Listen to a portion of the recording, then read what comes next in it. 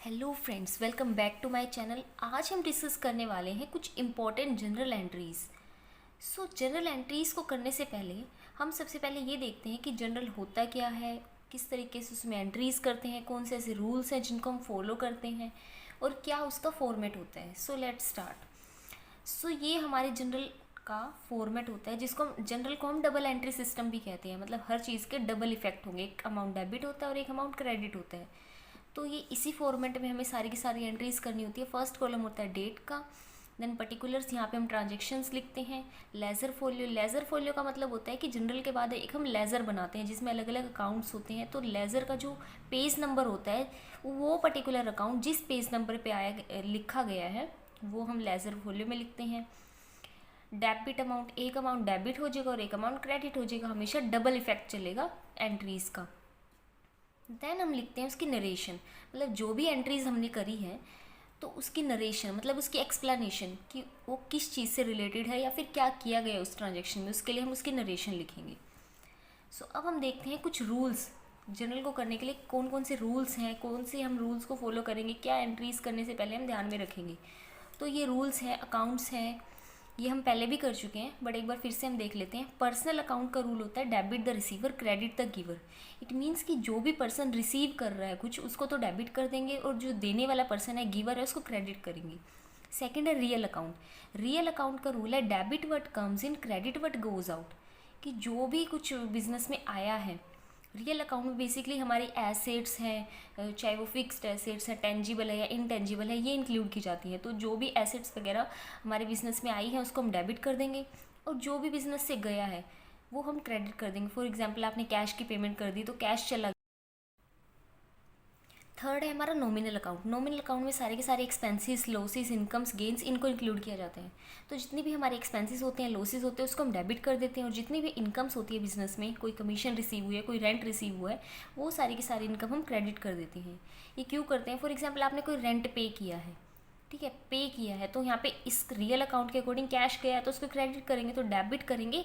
Expense हुआ है, rent हुआ है ना, वो रेंट पे किया है तो उसको डेबिट कर देंगे। तो इस तरीके से हमें सारे के सारे रूल्स ध्यान में रखते हुए एंट्रीज को करना होता है। इसके अलावा भी कुछ आप रूल्स ध्यान रख सकते हैं एसेट्स और लाइबिलिटीज से रिलेटेड। अगर एसेट्स में इंक्रीमेंट होता है, कोई भी एसेट इंक्रीज हो जाती है और एसेट्स को परचेज कर लेते हैं, एसेट की वैल्यू इंक्रीज हो रही है तो आप डेबिट करेंगे। अगर एसेट्स की वैल्यू लेस हो रही है, कम हो रही है, तो क्रेडिट करेंगे। ऐसे लाइबिलिटीज़ इसका अपोजिट हो जाएगा। अगर लाइबिलिटीज़ बढ़ रही है तो क्रेडिट कर देंगे, ठीक है, वो क्योंकि लाइबिलिटीज़ बढ़ रही है, आपको पेमेंट करनी है ना बाद में, इसलिए। एंड लाइबिलिटीज़ अगर लेस हो रही है तो डेबिट कर देंगे। तो ये हमारे कुछ रूल्स हैं जो हमें ध्यान में रखने हैं। अब हम करते हैं एक प्रैक्टिकल क्वेश्चन सोल्व करते हैं।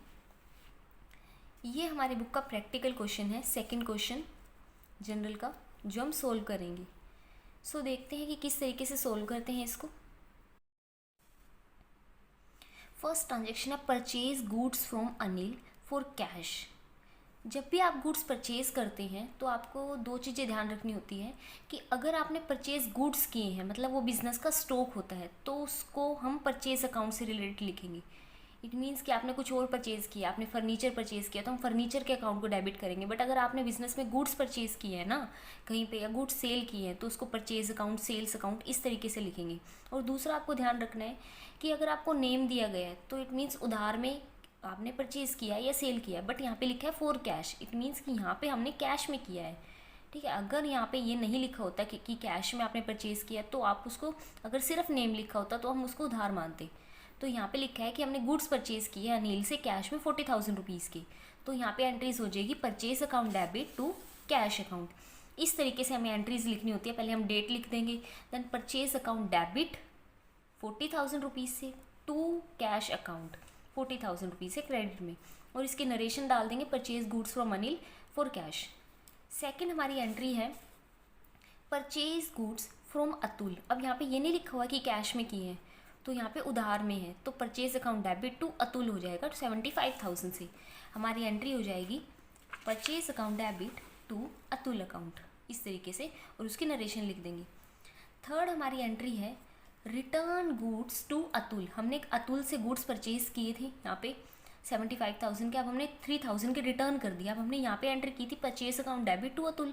अब रिटर्न किए तो एंट्री अपोजिट हो जाएगी, अतुल डेबिट हो जाएगा और परचेज रिटर्न हमारा क्रेडिट हो जाएगा। तो 3000 से हमारी एंट्री हो जाएगी Atul account debit to purchase return account, goods return to Atul 3000 से।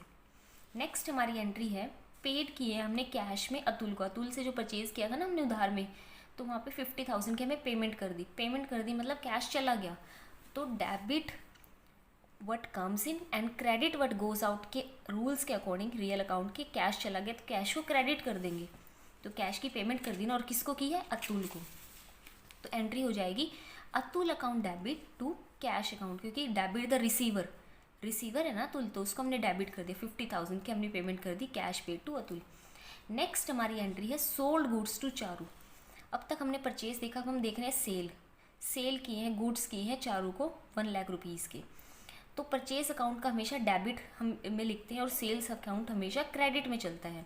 तो यहाँ पे चारू टू, क्योंकि कैश में नहीं लिखा तो हम मानेंगे कि हमने उधार में बेचे हैं, तो एंट्री हो जाएगी Charu account debit to sales account, goods sold to Charu. Next हमारी एंट्री है Charu return 20% of goods. Charu को हमने 1 लाख रुपीज़ के गुड्स दिए थे, उसने 20% हमें रिटर्न कर दिए हैं, तो 20% निकाल देंगे। और हमने एंट्री क्या की थी, Charu account debit to sales account, ठीक है। और अब रिटर्न कर दिए तो एंट्री अपोजिट हो जाएगी, sales return account debit to Charu अब क्रेडिट हो जाएगी, जिसको हमने पहले डेबिट किया था बट उसने रिटर्न कर दिए तो उसको क्रेडिट कर देंगे, sales return account debit to Charu account. और 1 लाख का 20% हो जाएगा 20,000, और यहाँ पे नरेशन लिख देंगे। देन नेक्स्ट है पेड रेंट पे कर दिया हमने, तो एक्सपेंसेस को हम डेबिट करते हैं तो रेंट डेबिट हो जाएगा, और पेमेंट कर दी, कैश चला गया तो उसको क्रेडिट कर देंगे। तो rent account debit to cash account, यहाँ पे अमाउंट लिख देंगे।